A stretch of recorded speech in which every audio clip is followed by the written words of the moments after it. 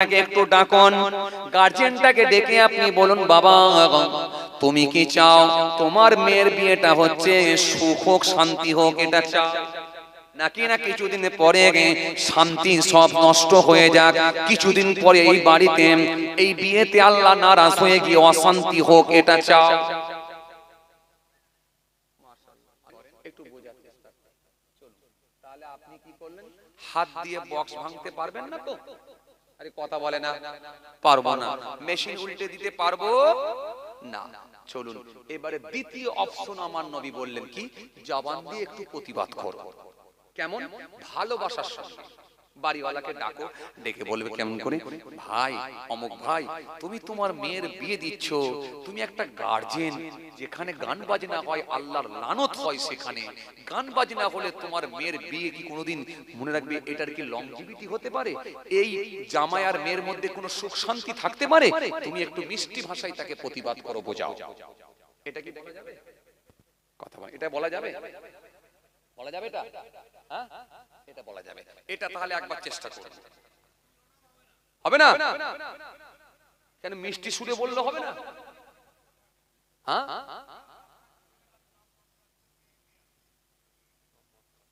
সব মদ খাচ্ছে, মেয়ের বিয়ে হচ্ছে, কি করে হবে? তাহলে মুখ দিয়ে হবে না।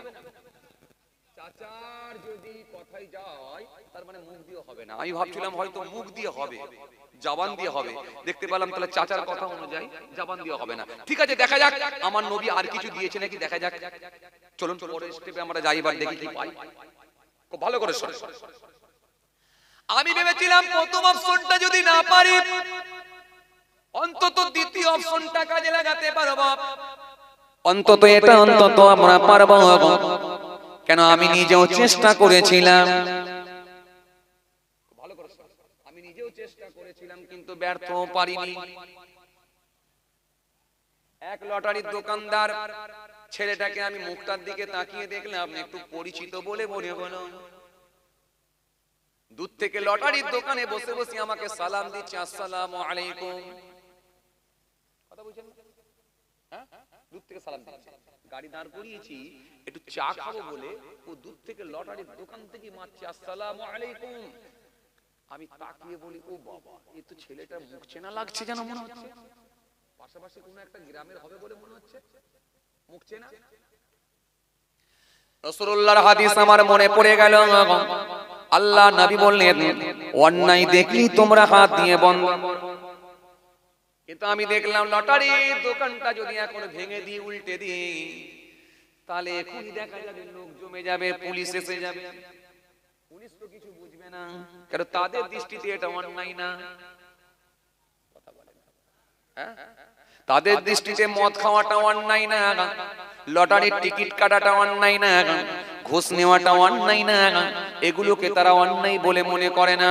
যার কারণে বড় অন্যায় বন্ধ করতেও পারে না, যার কারণে চুরি বন্ধও করতে পারে না, যার কারণে ধর্ষণ বন্ধ করতে পারে না, যার কারণে নারী নির্যাতন বন্ধ করতে পারে না, যার কারণে দেখবে হত্যা বন্ধ করতে পারে না।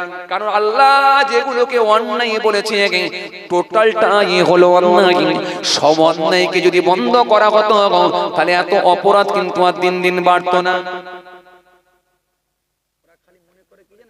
চুরি করা অন্যায়, কিন্তু চুরি করার আগে যে মদ খেয়ে ফেললে তার জ্ঞান চলে যাচ্ছে, সে এখন সেন্স তার অন্যরকম হয়ে যাচ্ছে। সে তখন ভাবছে চুরি করবই করব, কার হিম্মত থাকে আমাকে রুখে দে। আগে যে মদটা বন্ধ দরকার ছিল, এটাকে সে জানলো না। কিন্তু আল্লাহ বললেন কি, এটাও বন্ধ কর, এটা বন্ধ করলে ওটা বন্ধ হবে। এজন্য ইসলাম যেগুলোকে হারাম বলেছে, ইসলাম যেগুলোকে নিষিদ্ধ বলে ঘোষণা দিয়েছে, সবটাই আমাদের জন্য নিষিদ্ধ। আর টোটালটাকে যদি আপনি হারাম মনে করে সরে আসতে পারেন, তবে আপনি বাঁচবেন। কোরআন এই জন্য স্পষ্ট ঘোষণা দিয়েছে, তা'মুরুনা বিল মা'রুফ ওয়া তানহাউনা আনিল মুনকার। ভালো কাজগুলো তোমরা আদেশ করো আর নিষিদ্ধ কাজগুলো থেকে তোমরা বেঁচে থাকো। নিষিদ্ধ কাজগুলো থেকে, অনুরূপভাবে নিষিদ্ধ কাজগুলো থেকে তোমরা বেঁচে থাকো, বেঁচে থাকো। নিষিদ্ধ কাজগুলো থেকে তোমরা দূরে থাকো। এবার আসেন, খেয়াল করেন, যেটা বুঝাতে চাইছিলাম, খুব খেয়াল করেন, ধ্যান দেন, খেয়াল খেয়াল।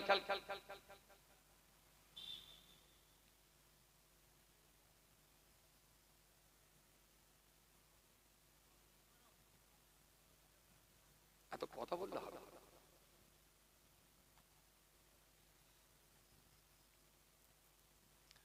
আমি চেষ্টা করে দেখলাম প্রথম অপশনটা যখন পারবো না, তাহলে হাত দিয়ে যখন উল্টাতে পারবো না, অন্তত দ্বিতীয় অপশনটা কাজে লাগানো যেতে পারে।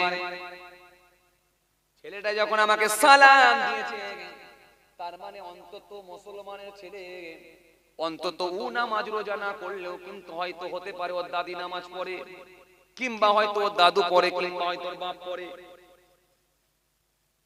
ফ্যামিলির তো কেউ না কেউ পড়ে, মুসলমানের বাচ্চা তো নাকি সালাম যখন দিচ্ছে। চিন্তা করলাম দ্বিতীয় অপশনটা কাজে লাগানো যাক, টার্গেট করলাম ওকে একবার অন্তত বোঝানো যাক। আজ যদি নাও হয় নেক্সট দিন, পরের দিন আমি চেষ্টা করব। পরের দিনে আর একবার দেখা হয়ে গেল। কোন একদিনে আমি ছেলেটাকে দূর থেকে ডাকলাম, দূর থেকে ডাকলাম, কেন ওই যে বললাম কাছে যাওয়া, আমি আগে করে দিই, কাছে যাওয়া বোঝে না। একটু আগে বললাম না কাছে যাওয়া, কেন ধারণা মানুষের, এই ধারণা বলিনি, আমি বলিনি, এই ওয়াজটা আগে করে দিয়েছি। কেন ওই যে কাছে যাওয়া, কাছে গেলি গোলমা, আমি দূর থেকে ওকে ডাকছি, কেন আমরাও তো বুঝি রে বাবা, কেন মানুষের ধারণা অন্যরকম হয়ে গেছে।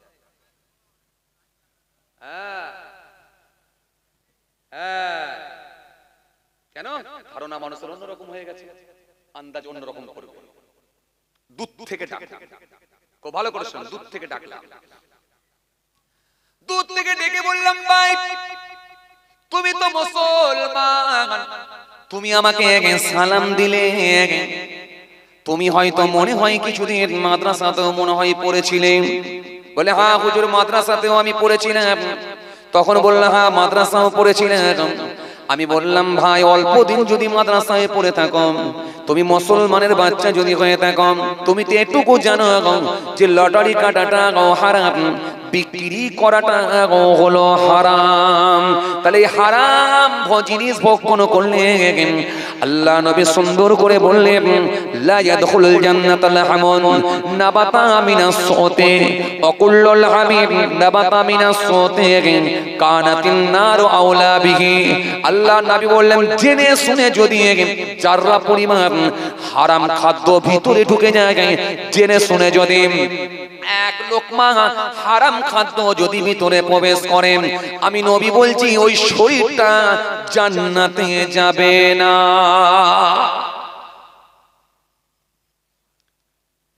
কিছু বুঝতে পারছেন কি আপনারা? আমার দিকে ধ্যান দেন, তাহলে বুঝতে পারবেন।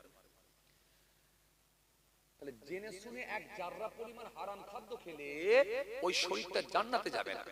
তো সুতরাং তুমি লটারি বিক্রি করে ওই পয়সা ইনকাম করে খাচ্ছ। ভাই কিছু মনে করুনি ভাই, এই ব্যবসাটা বন্ধ করে দাও। একটা চপের দোকান করো, একটা চায়ের দোকান করো, একটা তেলে ভাজার দোকান করো, একটা ফলের দোকান করো, একটা ফাস্ট ফুডের ব্যবসা করো।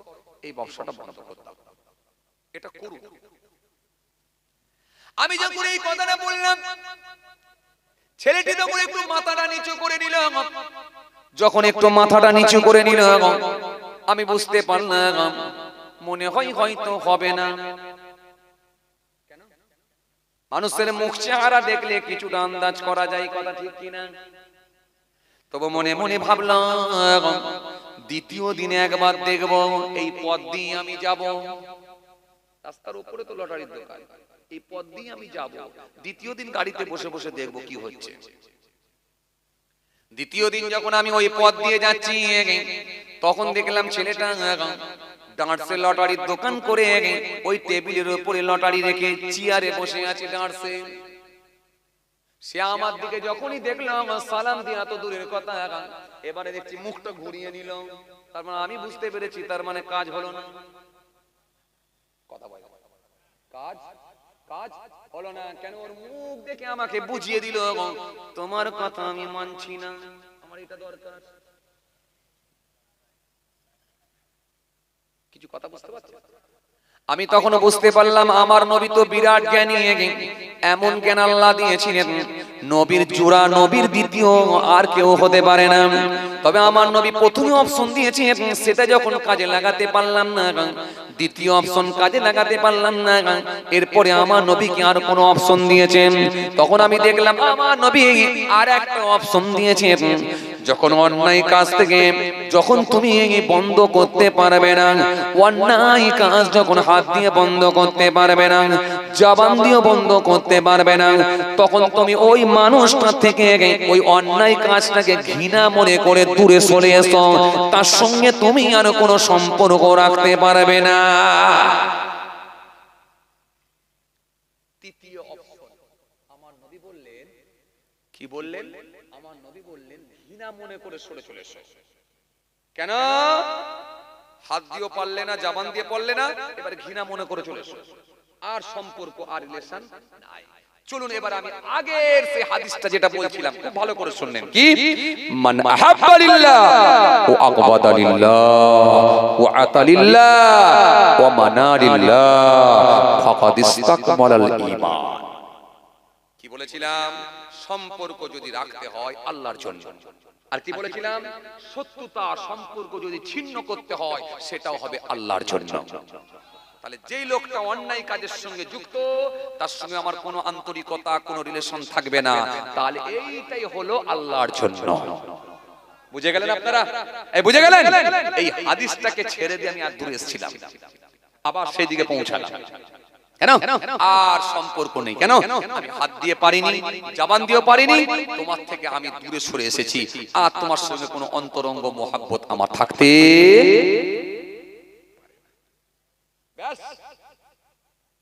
এইভাবে যদি আপনি চলতে পারেন, আপনার সঙ্গটাকে আপনি ভালো পেয়ে যাবেন। আর ওই সঙ্গ যদি আপনি ভালো পেয়ে যান, ওই সঙ্গই দেখবেন আপনাকে ভালো কাজের তালিম। ও পাড়ার যুবক ছেলে, নেশাখোর মানুষদের সঙ্গে সম্পর্ক রেখো না। সম্পর্ক যদি রাখতে হয়, একটা মসজিদে 5 ওয়াক্ত নামাজ পড়ে এরকম নামাজি ছেলের সঙ্গে সম্পর্ক না, একটা নামাজি চাচার সঙ্গে সম্পর্ক রাখো। তাকে যদি 1 কাপ চা খাওয়াও তোমার লস হবে না, কেন সে তোমাকে যতটুকু সাজেশন দেবেন নিশ্চয়ই ভালো সাজেশন দেবেন, খারাপ চাইবেন। কথা বলে না, কথা বলে না। তাহলে তুমি সম্পর্ক রাখলে এটাই হলো আল্লাহ আল্লাহ রাসূলের সঙ্গে, সম্পর্কটাই হয়ে যাবে আল্লাহ আল্লাহ রাসূলের জন্য। এই জন্য সম্পর্ক কারোর সঙ্গে রাখতে হলে সেটা যেন আল্লাহর জন্য হয়, সেটা যেন নবীর জন্য হয়। আর যদি সম্পর্ক যদি সেই মানুষগুলোর সঙ্গে না রাখো, তাহলে মনে রেখে দিও এমন মানুষের সঙ্গে মিশবে তোমাকে মিথ্যা শেখাবে, এমন মানুষের সঙ্গে মিশবে তোমাকে লটারি কাটা শেখাবে, এমন মানুষের সঙ্গে মিশবে ঘুষ নেওয়া শেখাবে, এমন মানুষের সঙ্গে মিশবে জমির আল কেটে কেটে বাড়ানো শিখিয়ে দেবে। এই মানুষগুলো কখনো মনে রাখবে আল্লাহ রাসূলের সঙ্গে কোনো সম্পর্ক এদের থাকতে পারবে না।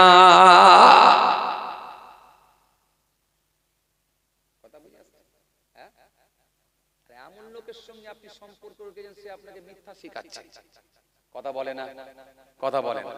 ফলের দোকান আপনাকে এমন করে দিয়েছে, দিয়ে বলছে দেখ যেগুলো দাগ হচ্ছে না ওগুলো এই নিজের দিকে লুকিয়ে রাখবি, আর পরিষ্কার গুলো বাইরের কাস্টমারের দিকে রাখবি যাতে বুঝতে না পারে। আবার ওইদিকে স্ট্যাম্প আছে, চাচা বলছে দেখতে বুঝতে পারছেন যে এটা দাগ লেগেছে, স্ট্যাম্প মেরে দিচ্ছে, দিয়ে 1 নম্বর করে দিচ্ছে বুঝতে। হাই রে হাই, হ্যাঁ হাই রে হাই। তাকে গিয়ে বলছে আপেল ভালো হবে, বলে এই মার্কেটের সবথেকে সেরা আপেল আমার কাছেই আছে, যদি নিতে হয় আমার কাছেই পাবে। কথা বলছেন না কেন? একটা আমওয়ালাকে গিয়ে বলছে ভাই আম ভালো হবে, মিষ্টি হবে, বলে মিষ্টি মানে, মিষ্টি মানে খাবে তো চাটতে হবে। অথচ ঘরে নিয়ে গিয়ে দেখছেন ওই সর্বনাশ, একবার মুখে দিলে দ্বিতীয়বার আর দিতে ইচ্ছা করে। কত বড় মিথ্যাবাদী লোক, বুঝতে পারছেন? হ্যাঁ, এই জন্য আল্লাহ নবী সুন্দর করে হাদিস দিলেন, মান তারাকাল কাযিবা ওয়া হুয়া বাতিল বুনিয়া লাহু কসরুন ফি রাবাদিল জান্নাহ। ومن ترك المراء وهو محق بني له في وسطها ومن حسن خلقه بني له في علاها আল্লাহ নবী সুন্দর করে হাদিস দিয়ে কি বললেন মান তারাকাল কাযিবা ওয়া হুয়া বাতিল মান তারাকাল কাযিবা ওয়া হুয়া বাতিল যদি কোনো ব্যক্তি মিথ্যা থেকে নিজেকে বাঁচিয়ে নিতে পারে মিথ্যা থেকে নিজেকে দূরে রাখতে পারে ওয়া হুয়া বাতিল এটা বাতিল মনে করে এটা অন্যায় মনে করে এটা পাপ মনে করে এটা গুনাহ মনে করে যদি কোনো ব্যক্তি নিজেকে বাঁচাতে পারে বুনিয়ালাহু কসরুন ফি রাবাদিল জান্নাহ আমার আল্লাহ তার উপরে এত খুশি হয়ে যায় এত রাজি হয়ে যায় জান্নাতের কিনারায় আমার আল্লাহ তার জন্য একটা প্রাসাদ নির্মাণ করে দেয় জোরে বলবেন না আর একটু জোরে বলবেন না যদি কোনো ব্যক্তি বাতিল মনে করে কি মনে করে বাতিল অন্যায় অন্যায় কাজ মনে করে নিজেকে বাঁচাতে পারে কি থেকে মিথ্যা থেকে অহুয়া বাতিল কি অন্যায় এটা মিথ্যা বাতিল মনে করে নিজেকে বাঁচাতে পারে আমার আপেলটা পচা হয়ে গেছে 2 নম্বরই করব না ফেলে দিলে লোকে খেতে পারবে না ভিতরটা পুরো পচন ধরে গেছে স্টিকার মেরে আমি বিক্রি করব না আমি আল্লাহর কাছে কি মুখ দেখাবো এই মনে করে ফেলে দিলাম না লোককে ঠকাবো না আমার এই বেগুনটা কানা বেগুন আছে ভালো বেগুনের দলে ঢুকিয়ে দিয়ে চালিয়ে দেবো না আল্লাহর দরবারে আমি কি মুখ দেখাবো চোখে যখন পড়েছে আমি সরিয়ে দিয়ে এটা কানা বেগুন আলাদাই রাখি কিছু কথা কিছু বুঝতে পারছেন আমার এই আমগুলো টক আম আমি মিষ্টি বলে চালিয়ে দেবো না আমি মালিকের কাছে কি জবাব দেবো আমি এটা বলতে পারি ভাই আম কোনটা কেমন হবে সেটা বলতে পারি না তবে তুমি একটা চেক করে খেয়ে দেখে নিয়ে যেতে পারো আর না হলে হয়তো মিষ্টিও হতে পারে না হলে টকও হতে পারে আমার খুব ভালো আমি তো সব আমের ভিতরে ঢুকে নেই কেমন হবে জানা নেই তবে তুমি একবার খেয়েও দেখতে পারো তবে আম এটা তুমি দেখে জেনে বুঝে নিয়ে যাও কেন ও বাতিল আমি মিথ্যা বলবো না এটা বাতিল এটা অন্যায় এটা অপরাধ এটা পাপ এই মনে করে যদি নিজেকে বাঁচাতে পারে বুনিয়ালাহু কসরুন ফি রাবাদিল জান্নাহ রাসূল বললেন জান্নাতের কিনারায় আমার আল্লাহ তার জন্য একটা প্রাসাদ নির্মাণ করে দেবেন একটা জান্নাতের কিনারায় প্রাসাদ আল্লাহ বানিয়ে দেবেন 100টার ভিতরে তো এখন 80টা লোক মিথ্যাবাদী হয়ে গেছে কথা বলছেন না কেন বাবা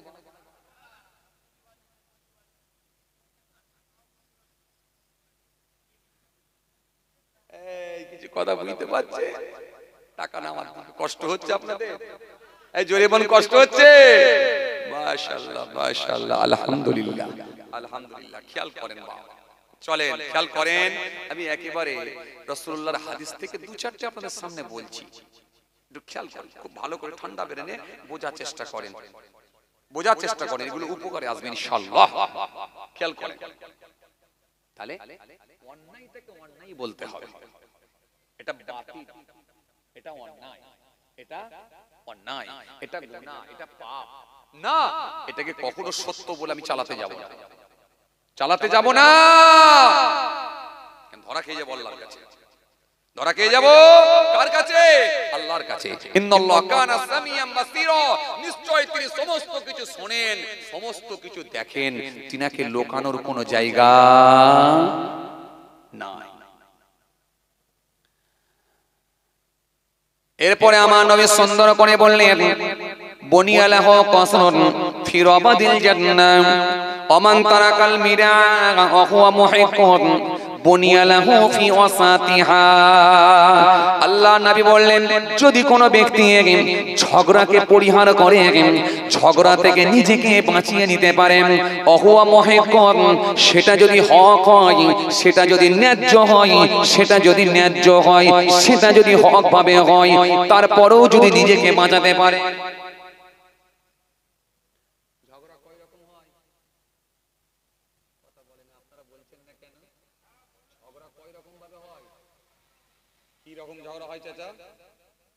কি রকম ঝগড়া হয়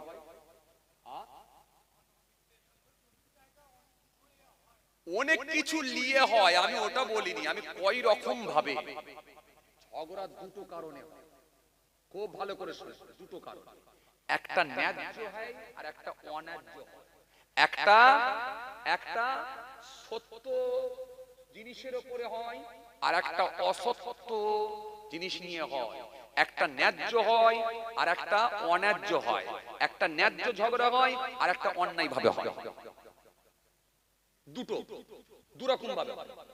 যদি বলেন কেমন করে হুজুর ন্যায্য আর অন্যায্য, 1 মিনিটের মধ্যে আপনাকে বুঝাচ্ছি, খুব ভালো করে শুনুন, অজ হচ্ছে বুঝে নেওয়ার জিনিস, খুব ভালো করে শুনুন।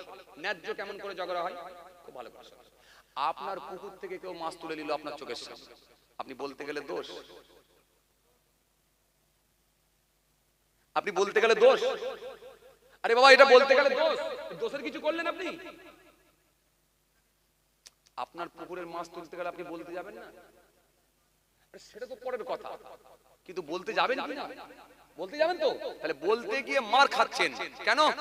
সে হচ্ছে ক্ষমতাবান লোক, তাহলে এটা আপনি কিন্তু বলতে গেছিলেন ন্যায্য। আমি আপনাকে কি বোঝাতে চাইছি খুব ভালো করে ঠান্ডা মেরে বুঝতে হবে।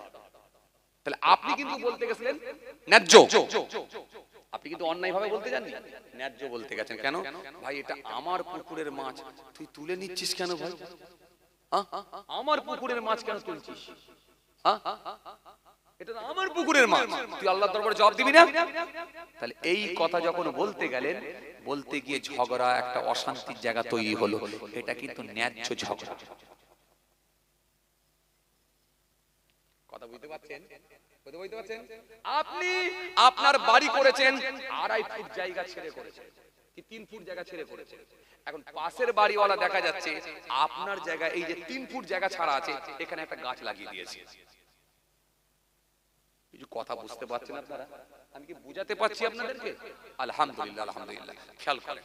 এখন আপনি যদি বলতে যান দোষ দোষ দোষ, পাশের লোক ছাড়বে না, কিন্তু আপনি যেটা বলতে গেলেন এটাকে ভুল ভাবে বলতে গেলেন না ন্যায্য কথা বলতে গেলেন? ন্যায্য। তাহলে ন্যায্য ঝগড়া হয় অনেক সময়। কথা বুঝাতে পারছি? ন্যায্য কথা বলতে গেলে ঝগড়া হয় অনেক সময় হয়। তাহলে এগুলো হচ্ছে ন্যায্য। আরেকটা কি? আরেকটা অন্যায্য। সেটা কি? আরেকটা কি? আরেকটা কি? অন্যায় ভাবে, অন্যায় ভাবে। সেটা কি? ওই যে লোকটা আপনার জায়গায় গাছ লাগালো সে অন্যায় ভাবে ঝগড়া করে, তার জন্য ছিল অন্যায় আর আপনার জন্য ছিল ন্যায্য।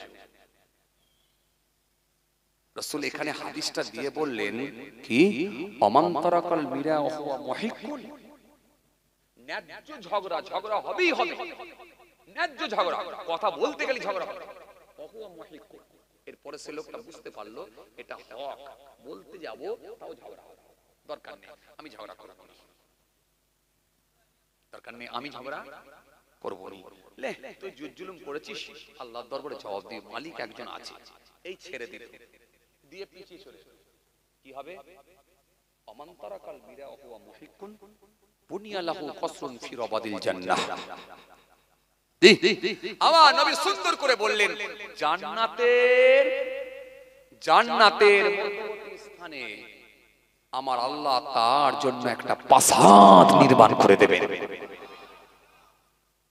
ন্যায্য ঝগড়া হবে হবে, সেখান থেকে যদি সে বেরিয়ে চলে আসতে পারে, রাসূলুল্লাহ সুন্দর করে বললেন, কি বললেন? আল্লাহ নবী বললেন যে কি বললেন? আমার নবী সুন্দর করে বললেন যে আল্লাহ নবী বললেন জান্নাতের মধ্যবর্তী স্থানে তার জন্য আমার আল্লাহ একটা প্রাসাদ নির্মাণ করে দেবে।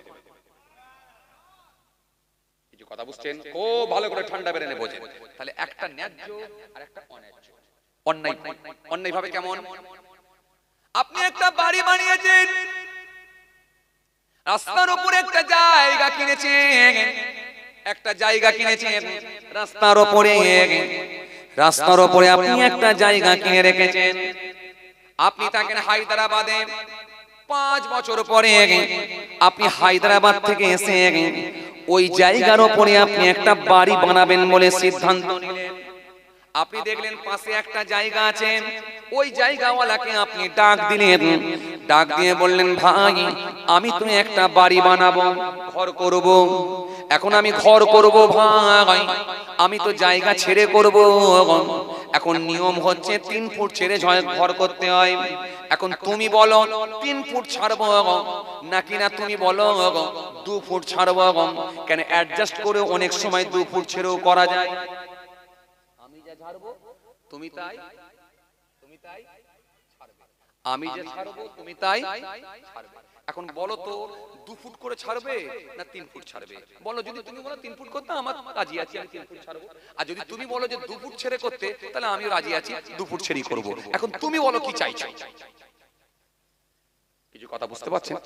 হ্যাঁ, এই পাশের জায়গাওয়ালার সাথে কথা বলবো। পাশের জায়গাওয়ালা বলল, ভাই আপত্তি নাই, 2 ফুট ছেড়ে করো, আমিও 2 ফুট ছেড়ে করছি, তুমিও 2 ফুট ছেড়ে করো। পাশের জায়গাওয়ালা বলল, ভাই 2 ফুট ছেড়ে করো, আমিও 2 ফুট ছেড়ে করব। এখন তুমিও 2 ফুট ছেড়ে করো, ভবিষ্যতে আমি যখন কোনোদিন করব 2 ফুট ছেড়ে করব। কথা হয়ে গেল, কথা মিটে গেল। এখন আপনি 2 ফুট জায়গা ছেড়ে করবেন বলে কখনো বলে দিয়েছে। এখন ওই হায়দ্রাবাদের লোকটা আরামসে দেখা যায় ভিত দিয়ে 2 ফুট ছেড়ে ঘর বানিয়ে ফেলবে। 3-4 মাস 5 মাস ধরে ঘর কমপ্লিট হয়ে গেল। ঘর কমপ্লিট করে দিয়ে বউ ছেলে মেয়ে সবাইকে ওই জায়গায় শিফট করে দিয়ে রেখে দিয়ে হায়দ্রাবাদে বেরিয়ে গেল।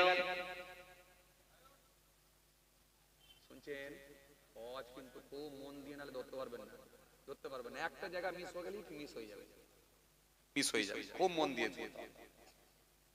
হ্যাঁ, চাচা খুব ভালো শুনছে, ভালো করে শুনে। আপনি যখন হায়দ্রাবাদে চলে গেলেন, আপনি আর কিছুই জানেন না, হায়দ্রাবাদে চলে গেলেন। এখন দেখা যাচ্ছে 1 বছর পরে পাশের জমিওয়ালা সেও বাড়ি বানাবে বলে প্রিপারেশন নিল, প্রস্তুতি নিল। পাশের বাড়ি, পাশের জায়গা, সে ঘর করবে বলে রেডি হলো। এখন সে যখন আমিন নিয়ে সে মাপ করলো, মাপ করে দেখা যায় সে আর 2 ফুট না ছেড়ে সে 1 ফুট ছাড়লো। তার মানে কোথায় ঢুকলো? 1 ফুট এর কমলো, মানে এর জায়গায় ঢুকে গেল। ঢুকলো তো, এর জায়গায় ঢুকে গেল। 1 ফুট যখন ঢুকে গিয়ে যখন আমিন নিয়ে সে যখন মাপ করে 1 ফুট ঢুকে যাচ্ছে, তখন আমিন বারবার বোঝাতে চাইছে, দেখো পাশের জায়গাওয়ালা 2 ফুট ছেড়েছে, তোমাকেও 2 ফুট ছাড়তে হবে। এ তখন বলছে, কোনো চিন্তা নাই, আমি একটা রাজনীতির দলের মধ্যে আছি, আমি একটা ব্যানারে আছি, হাতে আমার ঝান্ডা থাকে, ও কিছু করতে পারবে না।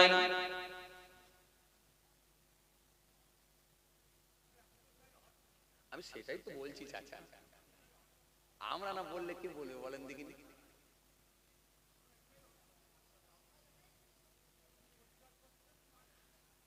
খুব তাকান তাকান তাকান, এখানে যদি নাও পান ওখানে তো কিছু একটা হবে, ভিতরে তো কিছু একটা হবে, সেটাই আপনাদেরকে দিয়ে যাচ্ছি, খুব ভালো করে শোনেন না। এখন ওই পাশের জায়গাওয়ালা যখন সে বলল কোনো টেনশন নাই, 1 ফুট ছেড়ে করো, 1 ফুট ছেড়ে যদি ভিত দেওয়া হয়, এখন দেখা যাচ্ছে মিস্ত্রিও করতে বাধ্য, আমিনও মাপ দিতে বাধ্য। 1 ফুট ছেড়ে বাড়ি বানাবে বলে রেডি হলো, ভিত করা হয়ে গেল। এখন আপনার ছেলেটাকে, যে আপনি হায়দ্রাবাদে থাকেন, আপনার ছেলে বাড়িতে বসে বসে মাধ্যমিক পরীক্ষা হবে বলে পড়ছিল, হঠাৎ করে শুনতে পেল, তার কানে এসে পড়ল ওই পাশের জায়গাওয়ালা বলছে 1 ফুট জায়গা ছেড়ে রাখবে, 2 ফুট নয়। তখন সে বুঝতে পেরে গেল যে আমার আব্বা 2 ফুট ছেড়েছে, কিন্তু এই পাশের জায়গাওয়ালা 1 ফুট ছাড়ছে। তখন উপায় না দেখে সোজা হায়দ্রাবাদে বাপকে ফোন। শুনছেন কথা? আব্বা, আব্বা কি হয়েছে বেটা? এই পাশের যে জায়গা পড়েছিল না, সে ঘর বানাচ্ছে, আর সে 2 ফুট জায়গা ছাড়ে না আব্বা, 1 ফুট জায়গা ছেড়ে ঘর শুরু করে দিচ্ছে আব্বা। আব্বা কি হবে আব্বা? মন খারাপ। বাপের মাথায় টেনশন ঢুকবে কি ঢুকবে না? ঢুকে গেল টেনশন, মাথায় চিন্তা, ব্যাস। বাপ হায়দ্রাবাদ থেকে ফোন মারলো, ফোন মারলো, বাপ হায়দ্রাবাদ থেকে ফোন করলো কাকে? তার বড় আব্বাকে ফোন করলো, বড় আব্বা তুমি একবার যাও, আমি তো ওইখানে নাই, আমার আব্বা তো মারা গেছে, না হলে আব্বাকে পাঠাতাম। এখন তুমি বড় আব্বা আছো, আমার নিজের লোক, তুমি একবার যাও, পাশের জায়গাওয়ালাকে গিয়ে বলো 2 ফুট ছাড়তে, কেন আমার 2 ফুট ছাড়া আছে। বড় আব্বা যখন গিয়ে বলল, বেটা এটা তো আমার ভাইপোর ভাতিজার জায়গা, ভাতিজার ঘর, আমার ভাতিজা তো 2 ফুট ছেড়ে করেছে, তুমি কেন 1 ফুট ছাড়ছো? এটা তো অন্যায় হবে, তুমিও 2 ফুট ছাড়ো। তখন সেই ছেলেটা, সেই মানুষটা মুড নিয়ে বলছে, বেশি কথা বললে এখনই মার হবে।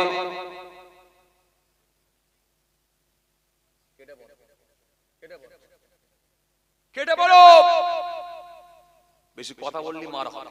কি করতে পারবে আমার করে নাও, যাও যাও, পঞ্চায়েতে যাবে, যাও আমার কথা বলবে, যাও থানায় যাবে, আমার কথা বলবে, যাও যাও, যেখানে যাবো পুলিশ ফাঁড়িতে যাবে, আমার কথা বলবে, যাও যাও, যেখানে যাবে যাও। কিছু কথা বুঝতে পারছেন তো? আজ বুঝে যাচ্ছে? বাস, খুব খেয়াল করে। এখন ওই বড় আব্বা ফোন করে দিল কাকে? ভাতিজাকে। কোথায়? হায়দ্রাবাদে ফোন করে দিল, দিয়ে বলল, বেটা কোনো কথা শুনবে না, সে 1 ফুট ছেড়ে করবে, বেশি কথা বলতে গেলে আমাকে মারার মতো উপক্রম হচ্ছে, আমার দিকে সে তেরে আসছে, আমার সঙ্গে বচসা ঝগড়া শুরু হয়ে যাচ্ছে। এখন আমি নিরুপায়, বলেও হবে না, আর থানায় গিয়েও হবে না, পঞ্চায়েতে গিয়েও হবে না, কোনো উপায় নাই। যখন ওই মানুষটা বুঝতে পেরে গেল আর কোনো লাইন নাই, আর কোনো উপায় নাই, আর কোনো রাস্তা নাই, তখন আমার নবী বললেন, ওই মানুষটা যদি শেষ উপায় বেছে নিয়ে মসজিদে চলে যায়, মসজিদে গিয়ে যদি চোখের পানি ছেড়ে আল্লাহ দরবারে যদি কাঁদে, কেঁদে কেঁদে বলে, মাবুদ তুমি এর বিচার করো, তুমি এর বিচার করো, তুমি এর বিচার করো। আমার নবী হাদিস দিলেন, আন ইবনে আব্বাস রাদিয়াল্লাহু তাআলা আনহু عن النبي صلى الله عليه وسلم قال اتقي دعوة المظلوم فإنها ليس بينها وبين الله حجاب। আল্লাহ নবী বললেন, ওই মানুষটা যখন মসজিদে গিয়ে কাঁদবে, কেঁদে কেঁদে কেঁদে কেঁদে কেঁদে কেঁদে কেঁদে কেঁদে আল্লাহর দরবারে বলবে, ও মাবুদ আল্লাহ তুমি এর বিচার করো। জোর করে আমার মূল্যবান জায়গা থেকে 1 ফুট জায়গা ঢুকিয়ে নিল, এখন দুনিয়ার জমিনে কোনো জায়গা বলার জায়গা নেই। আমার রব সুন্দর করে বললেন, আমার নবী হাদিসের মধ্যে জানালেন, যখন এই মাসলুম ব্যক্তিটা জুলুমের শিকার হয়ে আল্লাহর কাছে কাঁদবে, কেঁদে কেঁদে কেঁদে কেঁদে বলবে, সঙ্গে সঙ্গে আমার আল্লাহ পাক ওই মাসলুম ব্যক্তিটার জামানের দোয়াটা আল্লাহর দরবারে কবুল হয়ে যায়। আমার নবী জানিয়ে দিলেন, এত শিগগিরই কবুল হয়, তার থেকে তার জাবানের দোয়া থেকে আর আমার আল্লাহ পর্যন্ত মাঝখানে আর কোনো পর্দা থাকে না। জোরে বলবেন না সুবহানাল্লাহ, আরো জোরে বলবেন না সুবহানাল্লাহ। রাসূল সুন্দর করে বললেন, ক্বালা ইত্তাকি দাওয়াতিল মাসলুম, ক্বালা ইত্তাকি দাওয়াতিল মাসলুম ফাইন্নাহা লাইসা বাইনাহা ওয়া বাইনাল্লাহি হিজাব। আল্লাহ নবী সুন্দর করে বললেন, তার থেকে আর আমার আল্লাহ পর্যন্ত মাঝখানে কোনো পর্দা থাকবে না, যেটা বলবে সেটাই আল্লাহর দরবারে কবুল হবে। কেন? ওই লোকটা জুলুমের শিকার হয়েছে। কথা কিছু বুঝতে পারছেন? আমার নবী আবার অন্য জায়গায় হাদিস দিয়ে বললেন, 3টে শ্রেণীর মানুষের জবানের দোয়া আল্লাহর দরবারে কবুল হয়ে যায়। কয় শ্রেণীর মানুষের দোয়া? কয় শ্রেণী? 3 শ্রেণী। 1 নম্বরে কি দাওয়াতুল মাজলুম, 2 নম্বরে কি দাওয়াতুল মুসাফির, 3 নম্বরে কি দাওয়াতুল ওয়ালিদি আলা ওয়ালাদিহি। আল্লাহ নবী বললেন, মাজলুম ব্যক্তির জবানে দোয়া কবুল হয়, আর মুসাফিরের জবানে দোয়া কবুল হয়, আর ছেলে মেয়ের জন্য তার পিতা মাতার দোয়া, আব্বা মায়ের দোয়া কবুল হয়ে যায়। ছেলে মেয়ের জন্য আব্বা মায়ের দোয়া আল্লাহর দরবারে কবুল হয়, আর কি মুসাফিরের দোয়া কবুল হয়। আর একটা কি, ওই লোকটা যার উপরে জুলুম করা হয়েছে, যার জায়গায় গাছ লাগিয়ে দেওয়া হয়েছে, যার জায়গা দখল করে বাড়ি বানানো হয়েছিল, ওই লোকটা মাসলুম, ওই লোকটার জবানের দোয়াটাও আল্লাহর দরবারে কবুল হবে। দাওয়াতুল মাসলুম, ওই মাসলুম ব্যক্তির জবানের দোয়াটা তৎক্ষণাৎ আল্লাহর দরবারে কবুল হয়। তাহলে আগের হাদিসটাই কি পেলেন? ওই মাজলুম যখন বলবে, তার সঙ্গে আর আল্লাহ পর্যন্ত কোনো পর্দা থাকে না, যা বলে সেটাই হয়ে যায়। পরের হাদিসে রাসূল কি বললেন? এই হাদিসের মধ্যে তিনটে কথা বললেন, তার ভিতরে কি বললেন? এই মাজলুম ব্যক্তিটার জবানের দোয়াটা আল্লাহর দরবারে কবুল হয়ে যাবে। আবার আমার নবী সুন্দর করে হাদিস দিলেন, হাদিস পাকের মধ্যে পাওয়া যায় আল্লাহ নবী সুন্দর করে হাদিস জানিয়ে দিলেন। হাদিসের মধ্যে আল্লাহ নবী বললেন, এই হাদিসটা হযরতে সাঈদ ইবনে যায়েদ থেকে বর্ণিত হাদিস। আল্লাহ নবী সুন্দর করে হাদিস পাকের মধ্যে বললেন, কি বললেন? শুনে রাখো, জোর করে যদি কারোর নিকট থেকে, জোর করে যদি কারোর ভেতর থেকে এক বিগদা জায়গা যদি দখল করে, কাল কিয়ামতের ময়দানে আমার আল্লাহ পাক ওই এক বিগদা জায়গা দখল করার জন্য 7 তবক জমিনটা তার জন্য বেরি করে গলায় পরিয়ে দেবে। কত? এক বিগদা মানে করা হবে চাচা? কত ইঞ্চি হবে বলেন দেখিনি? কত ইঞ্চি হবে বলেন দেখিনি?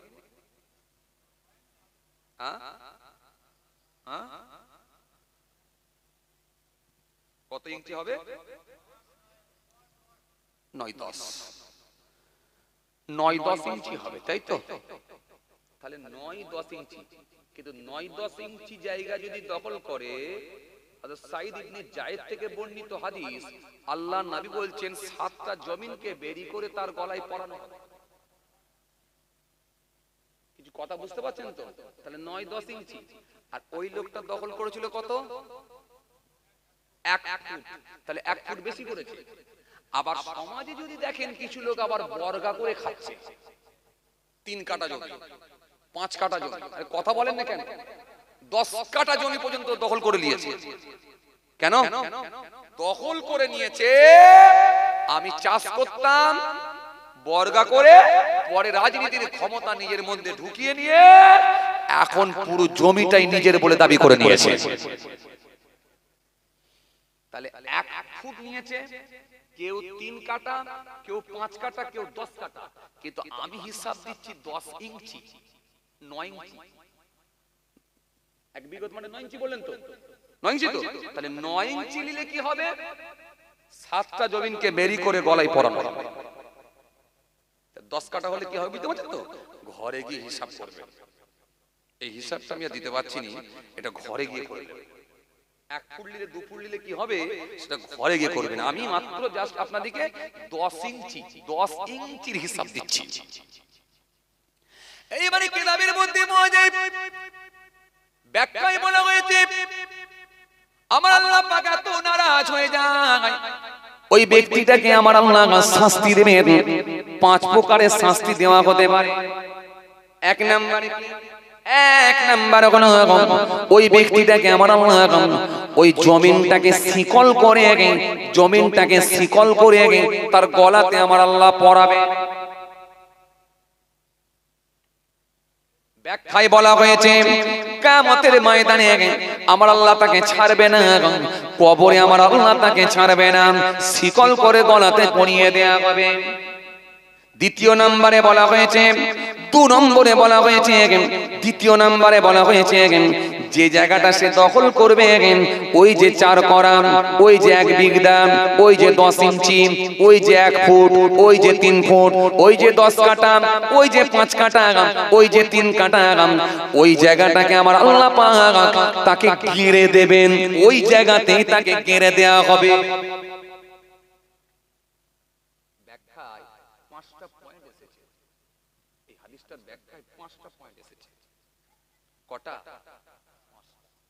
1 নম্বরে কি বলা হলো? তার গলায় শিকল করে পরিয়ে দেয়া হবে, শিকল। দ্বিতীয় নম্বরে কি বলা হলো? দ্বিতীয় নম্বরে বলা হলো ওই জায়গায় তাকে পুঁতে দেয়া হবে, ঘিরে দেয়া হবে। 3 নম্বরে কি? তৃতীয় নম্বরে কি?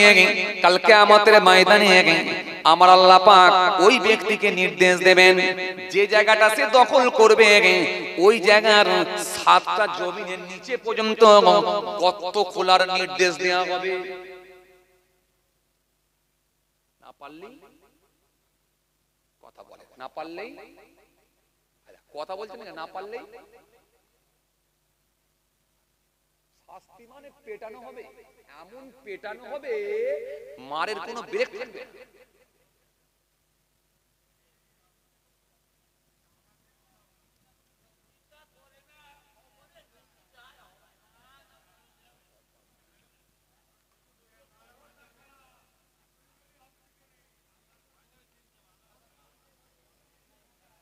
কটা হলো? আরে কটা হলো? কটা হলো বাবা? তিনটে হলো। তিনটে তিনটে।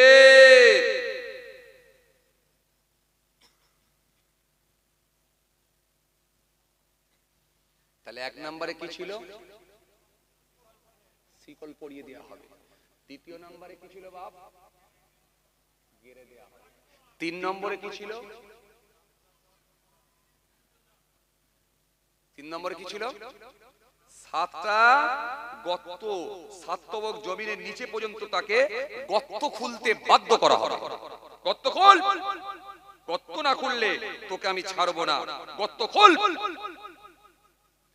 চতুর্থ নাম্বার, চার নাম্বার হলো, চতুর্থ নাম্বার হলো আমার আল্লাহ নারাজ হয়ে যাবেন, অসন্তুষ্ট হয়ে যাবেন। ওই জায়গায় আমার আল্লাহ পাক সাতটা জমিনকে মাথায় করে নিয়ে উঠতে বাধ্য করবে।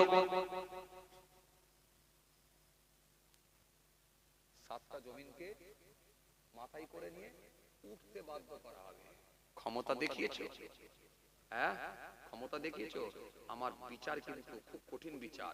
আমাল্লাম ইয়াহকুম বিমা আনজালাল্লাহ ফাউলাইকা হুমুজ জালিমুন, আমাল্লাম ইয়াহকুম বিমা আনজালাল্লাহ ফাউলাইকা হুমুল ফাসিকুন, আমাল্লাম ইয়াহকুম বিমা আনজালাল্লাহ ফাউলাইকা হুমুল কাফিরুন। ولقد أهلكنا القرون من قبلكم لما ظلموا وجاءتهم رسولهم بالبينات وما كانوا ليؤمنوا كذلك نجزي القوم المجرمين। সাইজ এত মারবে, আখিরাতের মার, আখিরাতের আযাব তো আমরা দেখি না, দেখি না বলে বুঝতে পারি না। কথা বুঝতে পারছি? পাঁচ নম্বরে, পঞ্চম নম্বরে বলা হলো, পাঁচ নম্বরে আমার নবী বললেন, হাদিস পাকের মধ্যে পাওয়া যায় আমার আল্লাহ এত নারাজ হয়ে যায়, আমার আল্লাহ পাক এইবারেতে সাতটা জমিনকে বেরি করে তার গলায় পরাবে। আগে কটা বলা হয়েছিল? একটা, ওই জায়গাটা, ওই জায়গাটা, ওই জায়গাটা একটা বলা হয়েছিল। দ্বিতীয় নম্বরে কি বলেছিলেন?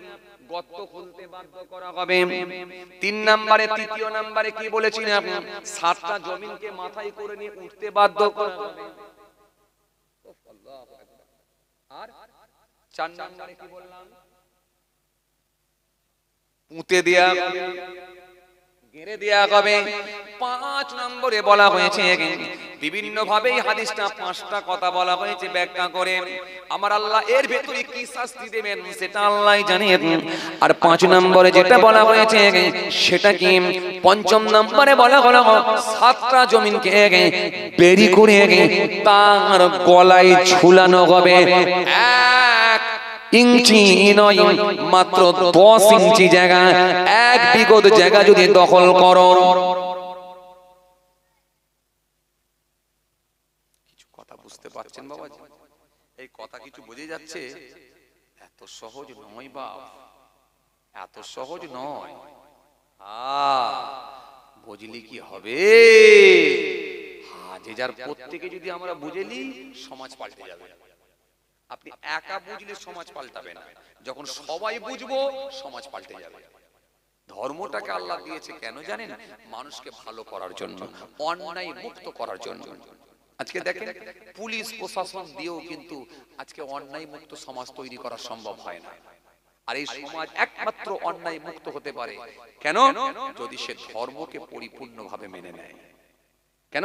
এর মধ্যে মানামানি আছে, এর মধ্যে শিষ্টাচার আছে, এর মধ্যে উদারতা আছে, এর মধ্যে ভালোবাসা আছে, এর মধ্যে আন্তরিকতা আছে, এর মধ্যে মহাব্বত আছে, এর মধ্যে কি বলে রিলেশন আছে, এর মধ্যে বড় ছোট মানামানি আছে, এর মধ্যে মা বাপের সেবা আছে, এর মধ্যে আত্মীয়র সঙ্গে সুসম্পর্ক বজায় রাখার কথা বলা হয়েছে, এতে মিসকিনের সঙ্গে ভালো আচরণ কথা বলা হয়েছে, মানুষকে ঠকানোর কথা নিষেধ করা হয়েছে, মানুষকে ঠকানোর হাত থেকে নিষেধ করা হয়েছে, প্রতারণা করা নিষেধ করা হয়েছে। একটা একটা করে যদি সব মেনে নেওয়া হয়, এই সমাজ স্বচ্ছ হয়ে যাবে, সমাজ পাল্টে যাবে।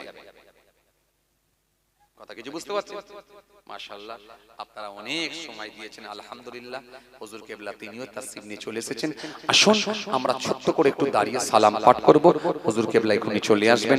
আসুন একটু আমরা সালাম করি, হুজুর কেবলা চলে আসবেন। এ নবী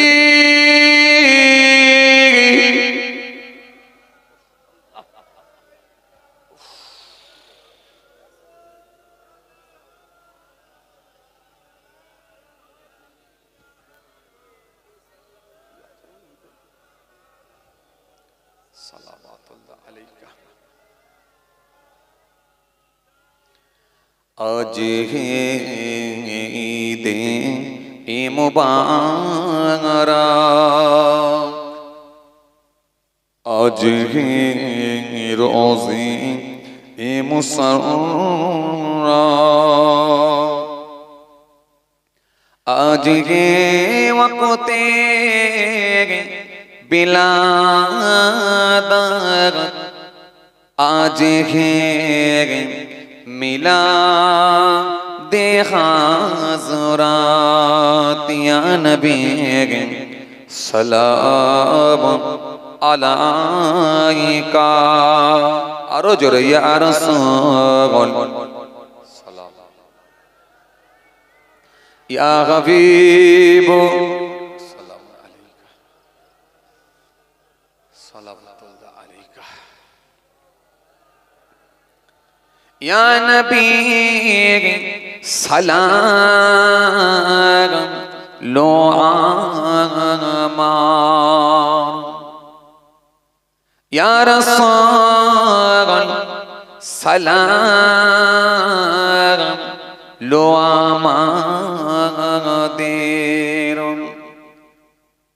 ইয়া হাবিব সালাম লো বাংলার, মোরা যে সবাই গুনাহগার, ইয়া নবী সালাম আলাইকা। আরো জোরে ইয়া রাসূল সালাম আলাইকা, আরো জোরে ইয়া হাবিব সালাম আলাইকা, সালাওয়াতুল্লাহ আলাইকা। আমায় নবীর আব্বা জান আবদুল্লাহ,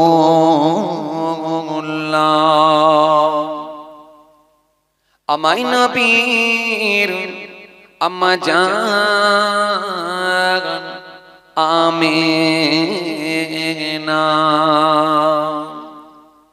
আমায় নবীর দুধমা হালিমা, আমায় নবীর রওজা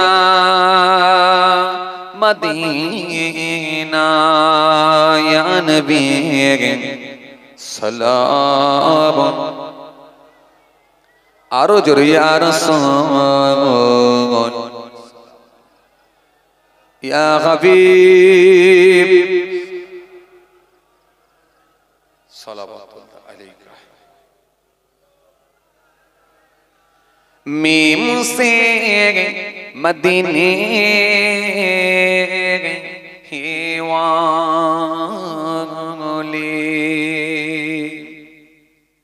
হে সে হাসমি হিওয়ালে,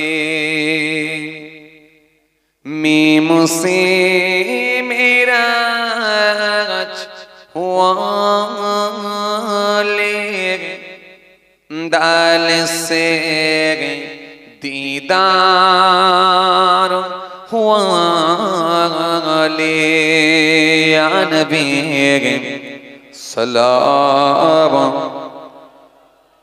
আরো জোরে ইয়া রাসূল সালাম ইয়া হাবিব। কে বসে আছে?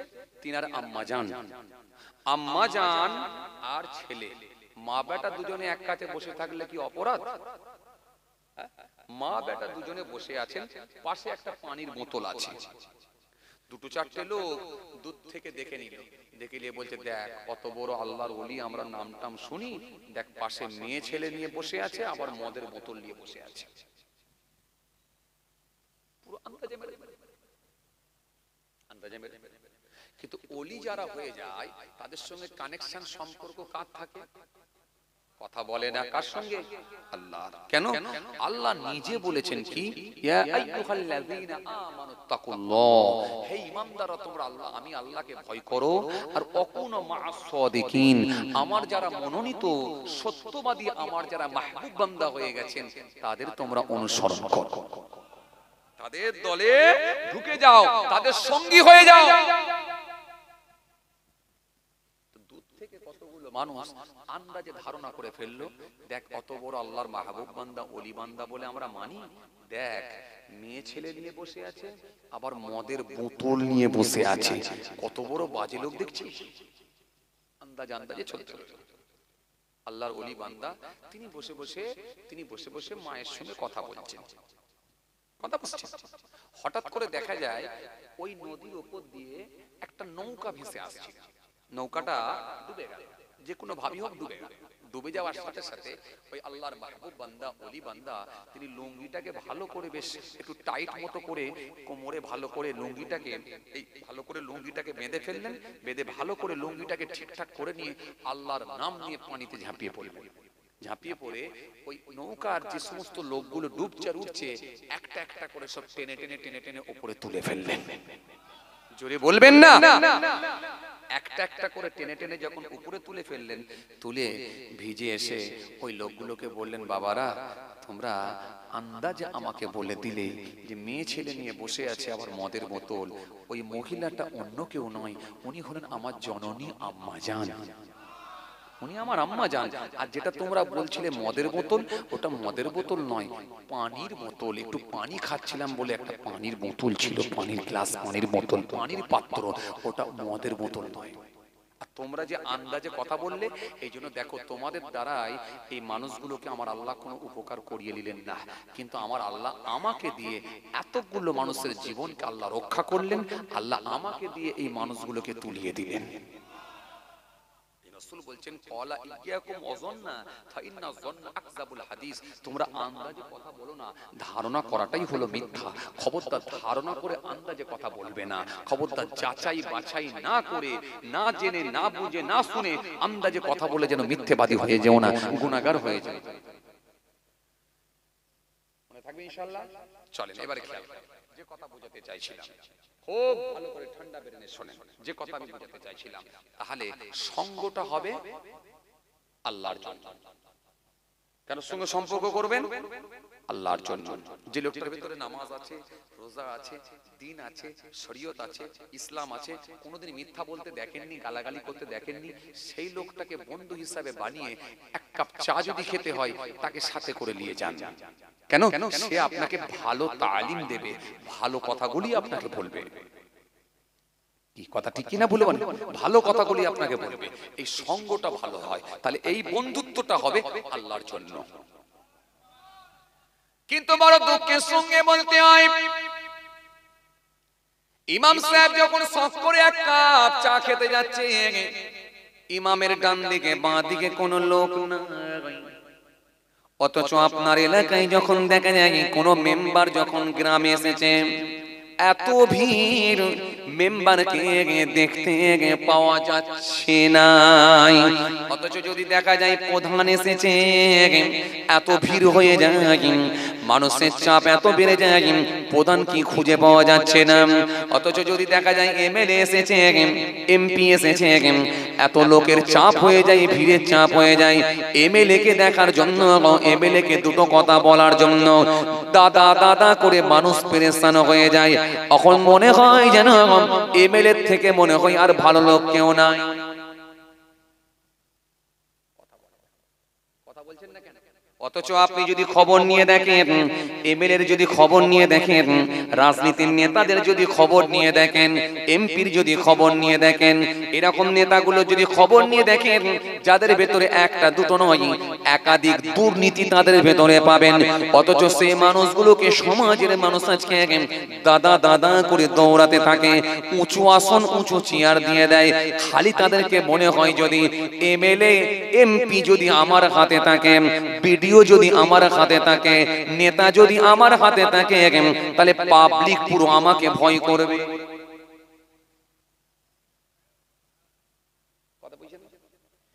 এই হতে হতে এমন জায়গায় পৌঁছে গেল, আজকে একটা শ্রেণীর বক্তা, একটা শ্রেণীর হুজুর, তারাও দেখা যায় নেতা নিয়ে ব্যস্ত হয়ে পড়ে। কথা বলে। অথচ আপনি দেখেন তাদের ভেতরে একাধিক দুর্নীতি লুকিয়ে আছে। সব জানার পরেও যদি আমি তাদেরকে বন্ধু হিসাবে গ্রহণ করি, মনে রাখতে হবে এটা রাসূলুল্লাহর হাদিসের খেলাফ হয়ে গেল। কেন আল্লাহর নবী বললেন তোমরা বন্ধুত্ব ভালোবাসা করবে আল্লাহর জন্য করবে, আর সম্পর্ক যদি কারোর সঙ্গে ছিন্ন করো সেটাও করবে আল্লাহর জন্য। মনে আছে আপনাদের? এই কথা বলতে গিয়ে কি বলেছিলাম, আপনাদের পাড়ায় যদি একটা মাতাল, মনে করুন এই মাতাল থেকে ছেড়ে এসেছিলাম, কি বলেছিলাম, মাতাল মদ খায়, এই মদ খায়, আপনি এখন তাকে কি করে লাইনে আনবেন? প্রতিদিন এসে গালাগালি দিচ্ছে, এখন আপনি কি করবেন? কি করবেন? হ্যাঁ, তার সঙ্গে বন্ধুত্ব সম্পর্ক তো রাখা যাবে না, কিন্তু আপনি তাকে কি করবেন? পুরো অন্যায়টা তো অন্যায় হচ্ছে, এই অন্যায়টা তো প্রতিবাদ করবেন। প্রতিবাদ করতে গিয়ে কি করবেন? সাফ করে দেবেন? না, খবরদার না, এটা না। আগে দেখুন মদের ঠেকটা কোথায়? মদের ঠেকটা যেখানে আপনি বুঝতে পারলেন এটা একটা মুসলমান লোক মদের দোকান চালায়, ওই দোকানদারটাকে ডাকুন, আলাদা ভাবে ডাকুন।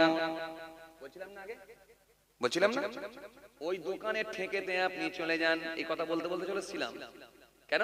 মানুষের ধারণা আলাদা হয়ে যাবে। এই কথা বলতে বলতে ধারণায় চলেছিল, মনে করে দেখেন। আপনি এবার মদের দোকানে ঠেকের সামনে গেলেন, গিয়ে দেখলেন ওটা হলো একটা মুসলমানের দোকান। ওই দোকানদার যখন মুসলমান বুঝতে পারলেন, ওই দোকানদারকে একটু ডাকলেন, ডেকে বললেন ভাই, ও আমার ভাই, ও আমার ভাই, তুমি মদের দোকানটা খবরদার যেন চালাও না, বন্ধ করে দাও।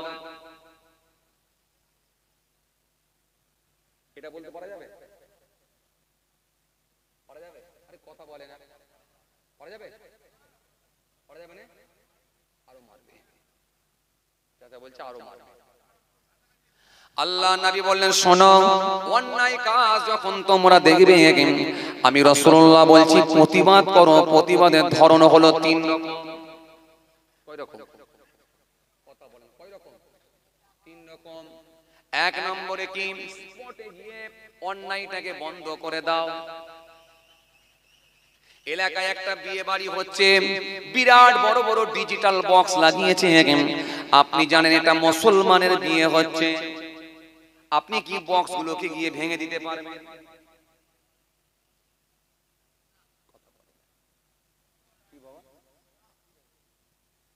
বক্স ভেঙে দিতে পারবেন? আরে কথা বলে না তো, বলছি বক্সগুলো ভেঙে দিতে পারবেন? ওর মেশিনটাকে উল্টে দিতে পারবেন? গানের মেশিনটাকে উল্টাতে পারবেন? পারবেন না। আল্লাহ নবী বললেন যখন কোনো অন্যায় দেখবে, স্পটে গিয়ে ওখানে গিয়ে হাত দিয়ে অন্যায়টাকে বন্ধ করে দাও। পারবেন না তো? কথা বলেন, পারবেন না তো? একটু ভালো করে বলেন, পারবেন না তো? সম্ভব হবে না। আমার নবীকে আমার আল্লাহ কি জ্ঞান দিয়েছেন, আমার নবীকে আমার আল্লাহ কত জ্ঞান দিয়েছেন, জিনার জ্ঞানের কোনো শেষ নাই। এই জন্য আমার নবীকে এত জ্ঞান আল্লাহ দিয়েছেন, জ্ঞানের কোনো শেষ নাই। আমার নবীকে আমার আল্লাহ আসমানের জ্ঞান দিয়েছেন, নবমণ্ডলের জ্ঞান দিয়েছেন, ভূমণ্ডলের জ্ঞান দিয়েছেন, পাহাড়ের জ্ঞান দিয়েছেন, পর্বতের জ্ঞান দিয়েছেন, মেঘের জ্ঞান দিয়েছেন, আকাশের জ্ঞান দিয়েছেন, তারার জ্ঞান দিয়েছেন, অ্যাম্পোলজি, অ্যাস্ট্রোলজি, ভুটানি, গ্যালাক্সি, সব রকমের জ্ঞান দিয়েছেন। শ্রেষ্ঠ জ্ঞানী মুহাম্মদ রাসূলুল্লাহ সাল্লাল্লাহু আলাইহি ওয়াসাল্লাম, শ্রেষ্ঠ ইমাম আমার নবী, শ্রেষ্ঠ নবী আমার নবী, শ্রেষ্ঠ ডক্টর আমার নবী, শ্রেষ্ঠ উকিল আমার নবী, শ্রেষ্ঠ হাকিম আমার নবী, শ্রেষ্ঠ কবিরাজ আমার নবী, শ্রেষ্ঠ টিচার এটাও হলেন আমার নবী। জোরে হবে না? আরো জোরে হয় না? কেন আমার নবীর জন্য পৃথিবীর কোনো মাস্টার লাগে না, আমার নবীর জন্য পৃথিবীর কোনো শিক্ষক লাগে না। কেন আমার রাসূলুল্লাহর জন্য শিক্ষক, মাস্টার, টিচার হলেন স্বয়ং রব্বুল আলামিন আল্লাহ।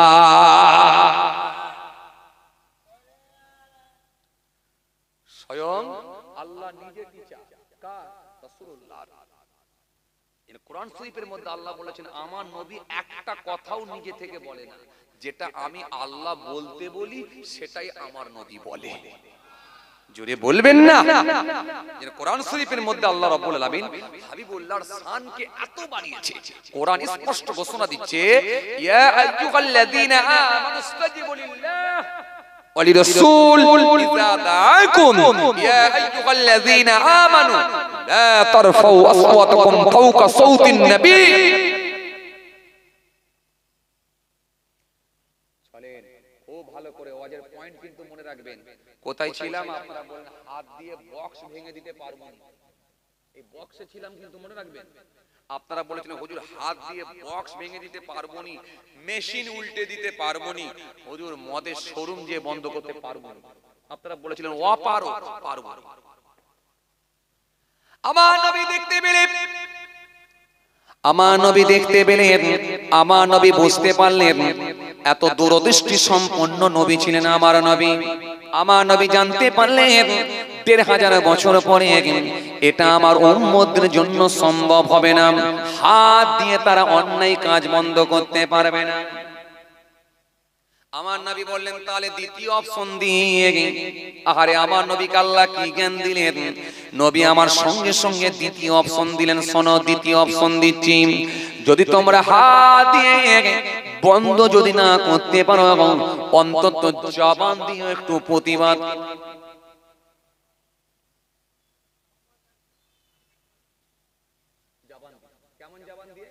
যে বাড়িতে বিয়ে বাড়ি হচ্ছে, যে বাড়িতে গান বাজছে, যে বাড়িতে বক্স বাজছে, তার বাড়িতে আপনি নামাজি, আপনি দাঁড়িয়েওয়ালা, আপনি ইমানদার লোক চলে যান। বাড়িওয়ালা গার্জেনটা হুজুর কেবলা তিনিও তাসসিব নিয়ে চলে এসেছেন। আমরা সকলে চিন্তা মুক্ত, বড় টেনশনে ছিলাম। একবার তাকবীর দেন, নারায়ে তাকবীর। এই ছেলেরা জোরে দেন না নারায়ে তাকবীর, আওয়াজ দেন না নারায়ে তাকবীর। আরে বাবা জোরে দেন না নারায়ে তাকবীর। পীর সাহেব হুজুর কেবলা, পীর সাহেব হুজুর কেবলা, হুজুর পীর কেবলা, আওলাদে মুজাদ্দিদ জামান, নারায়ে তাকবীর। খেয়াল করেন, লক্ষ্য করেন।